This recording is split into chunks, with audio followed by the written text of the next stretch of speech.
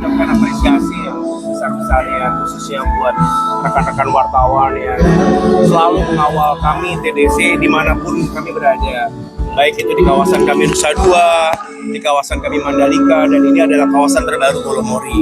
Memang bukan pekerjaan mudah buat kami, tentunya di tengah kondisi ekonomi yang saat ini masih agak sedikit terganggu dengan adanya beberapa tekanan ekonomi global. Tapi kami percaya bahwa pariwisata Indonesia ini memiliki keistimewaan tersendiri, dan kami mencoba bagaimana yang namanya Labuan Bajo tentunya sudah terpilih menjadi destinasi pariwisata super prioritas, dan kami percaya bahwa Golomori ini bisa menjadi bagian terpenting dari suksesnya keseluruhan rencana program kerja pemerintah untuk terus mengembangkan destinasi pariwisata Indonesia di tempat lain.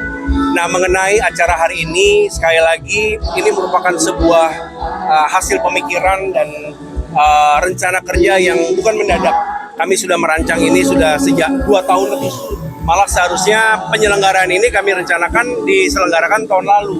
Tapi karena satu dan lain hal, karena kuasa Tuhan, adanya gangguan gunung, ya kan, gunung meletus, jadi kami harus tunda hari ini. Dan kenapa harus jazz yang kami selenggarakan? Karena kami percaya bahwa jazz ini memiliki budaya yang lekat sekali dengan masyarakat Nusa Tenggara Timur, yaitu masyarakat yang benar-benar mengapresiasi culture, seni, dan budaya. Jadi kami merasa ini adalah kombinasi yang harmoni, di mana ITDC di beberapa tempat kami menghadirkan beberapa konsep yang berbeda. Kalau di Mandalika pertanyaannya seputar tentang MotoGP dan hal-hal yang sifatnya sports tourism. Tapi di sini kami alhamdulillah mendapatkan antusias yang tinggi sekali, dan harapan kami terus dapat mendapatkan dukungan dari masyarakat.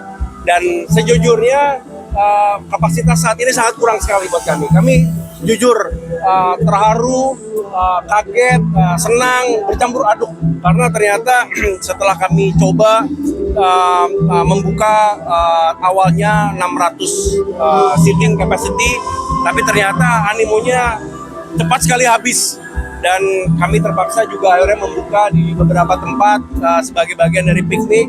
Itu pun juga habis juga gitu loh. Jadi kita berupaya selalu memberikan pengalaman yang berkualitas buat tamu-tamu. Jadi insya Allah Golomori Jazz ini akan kami selenggarakan setiap tahun, karena kami melihat antusiasnya sangat tinggi, dan tentunya setiap tahun kami akan membawa artis-artis internasional, dan ini yang akan nanti menjadikan salah satu kunci pembeda Golomori di tengah maraknya keraguan atas pariwisata Indonesia. Dan kami yakin ini akan menjadi sebuah panggung yang berbeda pariwisata Indonesia buat di dunia.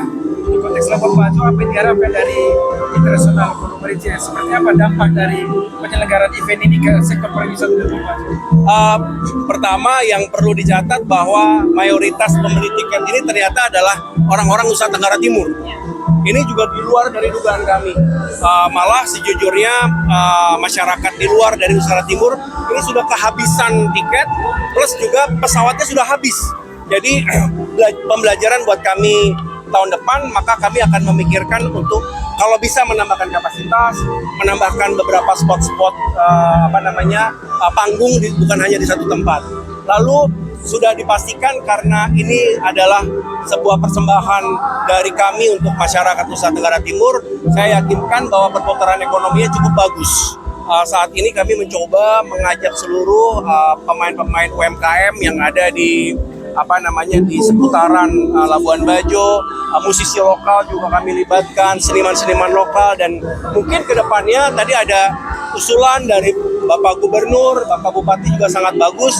Kalau bisa di dalam 1 minggu itu penyelenggaraan Jazz Festival ini diisi dengan beberapa kegiatan-kegiatan yang mungkin juga terkait dengan seni dan budaya lokal. Nah, ini tentu masukan yang paling bagus buat kami ke depannya.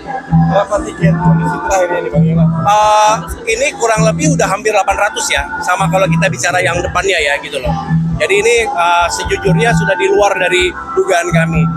Tapi bagaimanapun juga kami mengapresiasi antusias masyarakat, pembelajaran paling bagus karena ini sejujurnya adalah festival pertama terbesar di Golomori gitu loh. Jadi ya ke depan kami akan tentunya akan mempersiapkan yang jauh lebih matang lagi. Prospek setelah Golomori Jazz ini gimana, Pak? Sepertinya ini akan menjadi titik awal yang baik buat Golomori, dan sekarang banyak sekali yang tidak mengenal dan sekarang akhirnya mengenal.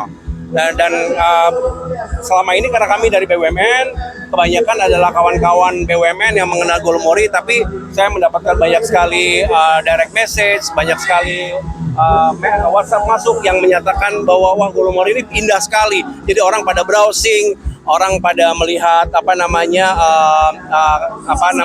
musisi-musisi yang lain. Jadi saya rasa ini sangat baik sekali buat kita. Oke? Ya.